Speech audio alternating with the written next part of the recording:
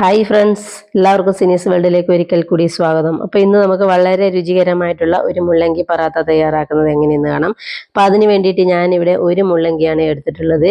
അതിൻ്റെ ഇല കട്ട് ചെയ്ത് മാറ്റി വെച്ചിട്ടുണ്ട്. ഇലയും നമുക്കിതിന് ആവശ്യമായിട്ടുണ്ട്.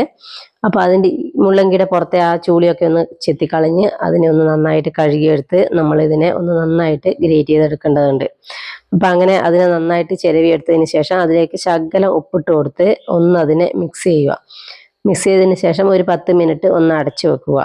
പിന്നീട് നമ്മൾ അതിൻ്റെ ഇലയൊക്കെ കട്ട് ചെയ്തെടുക്കണം. അപ്പോൾ അങ്ങനെ ഇലയൊക്കെ കട്ട് ചെയ്ത് വെച്ചിട്ടുണ്ട്.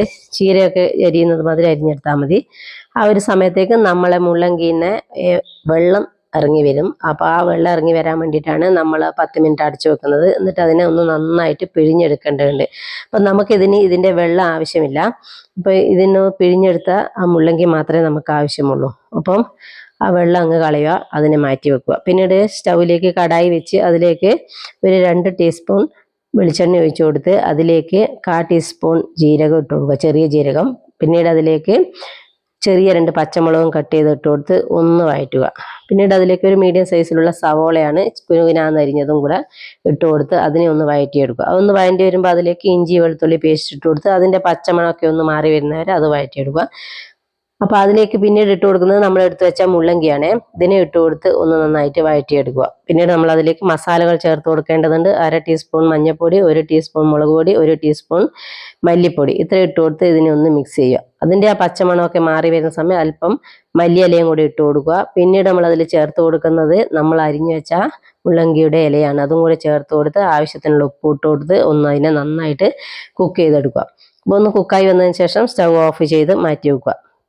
ആ സമയത്തേക്ക് നമുക്കിതിന് പറാത്തക്കുള്ള മാവ് കുഴക്കേണ്ടതുണ്ട്. അപ്പോൾ അതിന് വേണ്ടിയിട്ട് ഒരു 2 കപ്പ് ഗോതമ്പ് പൊടിയാണ് എടുത്തിട്ടുള്ളത്. അതിലേക്ക് ആവശ്യത്തിനുള്ള ഉപ്പ് ഇട്ട് കൊടുത്ത് കുറച്ചായിട്ട് വെള്ളം ഒഴിച്ചു കൊടുത്ത് ഒന്ന് നന്നായിട്ട് കുഴച്ചെടുക്കേണ്ടതുണ്ട്. അപ്പം നമ്മളെ മാവ് ഇവിടെ റെഡി ആയിട്ടുണ്ട്. അപ്പോൾ അതിനെ ഒന്ന് മാറ്റി വെക്കുക കുറച്ച് നേരം.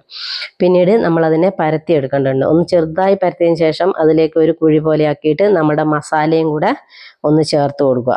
അപ്പോൾ മസാലയും കൂടെ ചേർത്ത് കൊടുത്ത് നന്നായിട്ട് അമർത്തിയെടുത്ത് അതിനെ ഒന്ന് റോളാക്കി എടുക്കണം. അപ്പം ഇതുപോലെ ഒന്ന് ഉരുട്ടി എടുത്തതിന് ശേഷം നമ്മളതിനെ ചപ്പാത്തി പരത്തുന്ന പോലെ പരത്തിയെടുക്കേണ്ടതുണ്ട്. അപ്പം നമ്മൾ പരത്തുമ്പോൾ വളരെയധികം ശ്രദ്ധിക്കണം, അമർത്തി പരത്തരുത്. കാരണം അതിൻ്റെ ഉള്ളിലത്തെ മസാലയൊക്കെ പുറത്തേക്ക് നന്നായിട്ട് ചാടും. അപ്പം ഒന്ന് മെല്ലെ വേണം നമ്മൾ പരത്തിയെടുക്കാൻ വേണ്ടിയിട്ട്. അപ്പം നമ്മളെ പറാത്തൊക്കെ പരത്തി വെച്ചിട്ടുണ്ട്. അപ്പം നമുക്കതിനെ ഒന്ന് ചുട്ടെടുക്കാം. അപ്പം മീഡിയം ഫ്ലെയിമിൽ വെച്ചിട്ട് തന്നെ പെട്ടെന്ന് തിരിച്ച് മറിച്ച് വിട്ട് ചുട്ടെടുക്കണം. പിന്നീട് അതിൻ്റെ മുകളിലേക്ക് നമ്മൾ ബട്ടറാണ് ചേർത്ത് കൊടുക്കുന്നത്. അപ്പം ബട്ടറും കൂടെ ഇങ്ങനെ ഒന്ന് ചേർത്ത് കൊടുത്തതിന് ശേഷം 2 ഭാഗവും ബട്ടർ ചേർത്ത് കൊടുക്കുക. അപ്പം പിന്നീട് നമ്മൾ അടുത്തതും കൂടി ഇട്ട് കൊടുത്തു. അപ്പം നമ്മുടെ പൊറോട്ടയൊക്കെ ഇവിടെ റെഡി ആയിട്ടുണ്ട്. വളരെയധികം ടേസ്റ്റി ഉള്ളതാണ്. എല്ലാവരും ചെയ്ത് നോക്കുക, ഫീഡ്ബാക്ക് അറിയിക്കുക.